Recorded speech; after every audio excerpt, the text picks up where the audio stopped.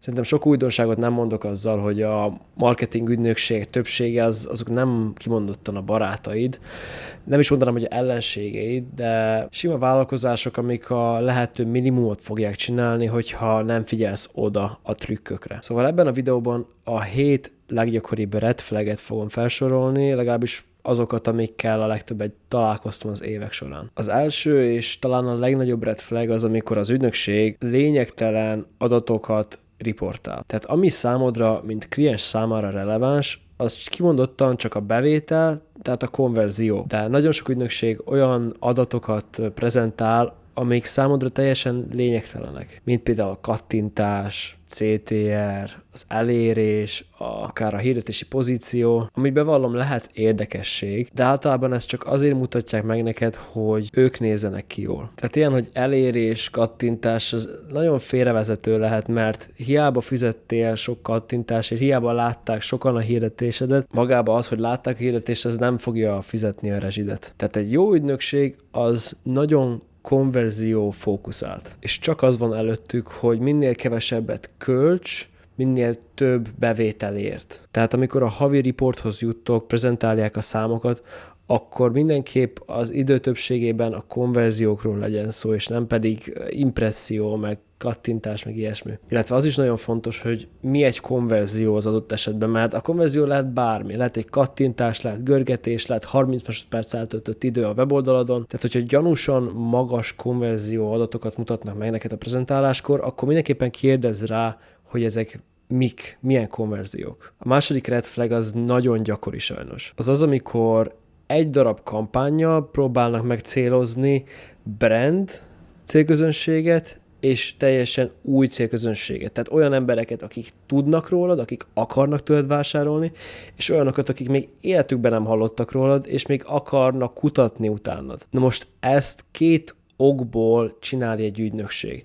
Az első, hogy az ő hülyesége, hogy nem tud róla, hogy ezt nem kéne, vagy a második, ami talán még rosszabb, hogy jobb számokat akar felmutatni neked, és félre akar téged kicsit vezetni. Tehát olyan embereknek mutatni egy hirdetésedet, akik már tudnak rólad és akarnak tőled vásárolni, sokkal olcsóbb egy kattintás tőlük. Nem arról van szó, hogy pár száz forinttal, itt az ötödéről beszélünk. És ha ezt a célközönséget összerakjuk egy olyan célközönséggel, akik nem is hallottak rólad, akkor a Google a legegyszerűbb utat fogja választani, és csak azoknak az embereknek fogja megmutatni hirdetésedet, akik már ismernek téged, lustán fogja kezelni a kampányodat a Google. 10 esetből 9-szer egyébként nincs is szükség brand kampányra, mert amikor kikeresik a te vállalkozásodnak a nevét, alapból te fogsz kiugrani jobbik esetben. Tehát fölösleges még egy hirdetést is fölé raknod. Abban az egy esetben kell ez a brand kampány, hogyha a konkurenciád is licitál a te nevedre, mert csinálják, de nem annyira gyakran, mint régebben. Tehát érdemes a havi riportoknál elkérni a Search Term Reportot, ami szépen mutatni fogja, hogy milyen kulcsszavak konvertáltak, tehát milyen kulcsszavakra jöttek a vásárlások. Ha erre nem figyelsz oda, akkor nagyon sok ügynökség sajnos félrevezethet téged. Harmadik red flag az, amikor nem te vagy a hirdetési fiókodnak a tulajdonosa. Tehát mondjuk leszerződtetsz egy marketing ügynökséggel, és ők hozzák létre számodra a Google Ads fiókodat,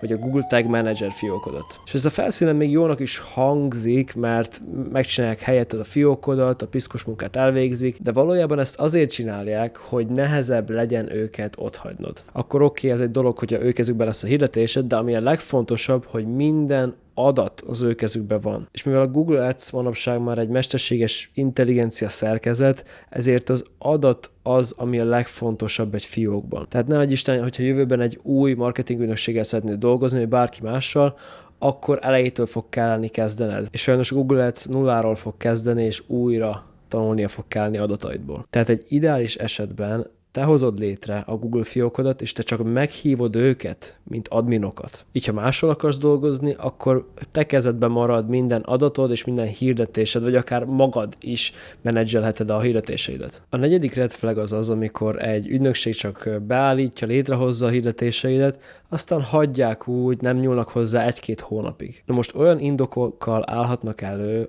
hogy a mesterséges intelligenciának időt kell adni, adatot kell gyűjteni, és aztán csak optimalizálni, de az első 1-2 hónapban ez csak féligazság. Mivel ahhoz, hogy te kihasználd a mesterséges intelligenciát Google Ads-en belül, már ahhoz is kell neked adat. Tehát az első 1-2 hónap az arról fog szólni a fiókodban, hogy 1-2 hónapig csak manuálisan próbálgatsz hirdetéseket, és nem csak elindítani, hogy menjenek, hanem tényleg naponta, hetente figyelni kell azt, és optimalizálni. Tehát, hogyha majd prezentálják a havi riportot, akkor megkérheted őket, hogy küldjék át neked a Change History reportot, és ott pontosan látni fogod, hogy mi az, amit változtattak napi, heti szinten. De hogyha nincs kedved a Change History reportba görgetni és keresgélni, miket csináltak, akkor elég, hogyha ugyebár a saját Google Ads fiókodban, ami ugyebár a tiéd, megnézed a negatív kulcsszavakat, hogy adtak-e hozzá, megnézed, milyen kulcsszavakat használnak, mert hogyha broadot használnak, és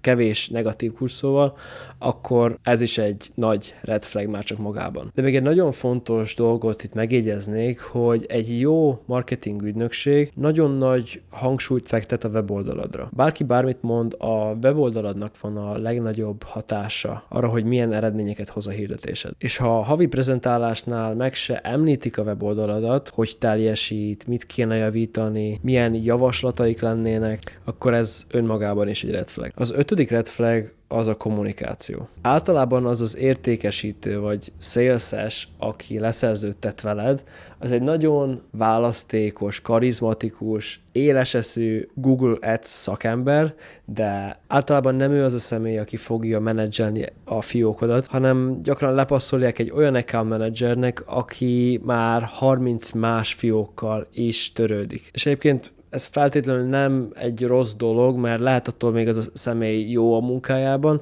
de az igazi red flag az, amikor mondjuk egy fél év alatt 3 különböző kapcsolattartóval kommunikálsz, 3 különböző ember menedzseli az accountodat. Ez körülbelül olyan, mintha minden héten más terapeutához mennél, és senki nem tudja, hogy mi a helyzet veled, nem ismernek eléggé. Tehát egy jó ügynökségnél az van, hogy mindig egy emberrel kommunikálsz, és az az ember menedzseli a fiókodat. És ezt legegyszerűbben úgy tudod meg, hogyha a havi prezentálásnál rákérdezel konkrétan, hogy mi az, amit csináltatok ebben a hónapban.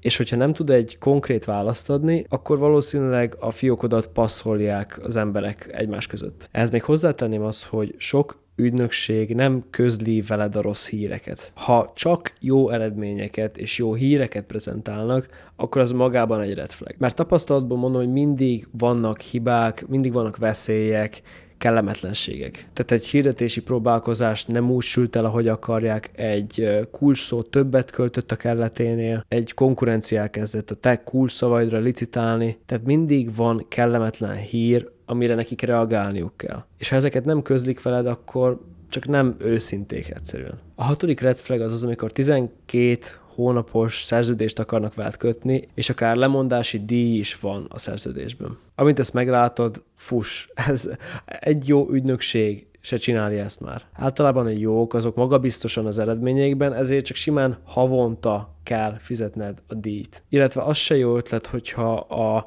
hirdetési költségnek egy százaléka az ügynökségi díj. Mert ez csak arra fogja őket ösztönözni, hogy minél több okot találjanak arra, hogy többet költs. Ez körülbelül olyan, mintha egy építkezési vállalkozó a projektnek a százalékát veszi el, mint díj. Az az ember mindig fel fog fedezni új problémákat, amit meg kell oldani. Még ehhez hozzátenném azt is, hogy ha gyanúsan olcsó a szolgáltatás, akkor szinte garantáltan nem az a cég fogja kezelni a fiókodat, akivel szerződtél, hanem általában egy külföldi személynek adják a fiókodat, hogy optimalizálja, aki mondjuk Pakisztánból, Indiából, Afganisztánból van, és egy nagyon egyszerű sablonmunkát fog csinálni, és mondjuk van 80 más ügyfele. Mondanom se kell, hogy ezek az eredmények nem lesznek a legjobbak. Na szóval a 7. red flag az onboarding. Egy jó ügynökségnek az onboardingja az szinte már idegesítő. 100 kérdést is feltesznek, mielőtt egy fillért is elköltenének, de ezt mind a te érdekedben. Tehát a legfontosabb kérdés, amiket fel kell, hogy tegyenek, hogy ki az ideális vásárlód, mennyi egy leadnek az értéke számodra, mi az értékesítési folyamatod, mondjuk a leadek a telefonról jönnek-e be. Nagyon fontos, hogy van-e CRM-ed. Ezek nélkül a konverziókövetés szinte lehetetlen,